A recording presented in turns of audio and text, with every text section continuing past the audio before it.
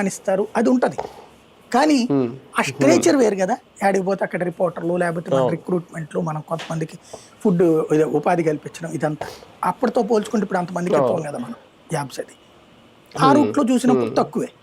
కానీ నేనేమిటి అయ్యింది ఇప్పటికి 50 వచ్చేసింది. ఇప్పుడు కొట్టుకున్నాం, ఎంతోమందితో తన్నుకున్నాము, తలకు పోసుకున్నాము, ప్రాణాల మీద దాకా తెచ్చుకున్నాము. ఇజాలే మనకున్నది ఇన్ని సంవత్సరాల అనుభవంతో వచ్చిన ఆ అవగాహన ఏదైతే ఉందో సొసైటీలో మనం ఇన్ని 32 ఏళ్ల పాటు జర్నలిజం ఫీల్డ్లో ఉన్నాం కాబట్టి కింద నుంచి చూసున్నాం కాబట్టి దాన్ని ఏదో మాట్లాడదాం, ప్రజలు ఆశీర్వదిస్తే అంత ముద్ద తిన్నాంలే అనుకునేసి సర్దుకున్నాం. ఇది నాకెందుకు, నా వెనకాల ఏ బ్యాక్గ్రౌండ్ లేదు, నా వెనకాల కులం బ్యాక్గ్రౌండ్ లేదు, నా వెనకాల రాజకీయ బ్యాక్గ్రౌండ్ లేదు, నా వెనకాల ఆర్థిక బ్యాక్గ్రౌండ్ లేదు.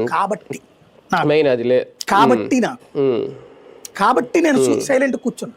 నా చేతిలో ఈ 3 ఉంటే రాధాకృష్ణను ఇంకొకళ్ళని గురించి ఎందుకు భయపడతా? నేను వెళ్ళాల్సిన స్థాయికి తీసుకెళ్తా.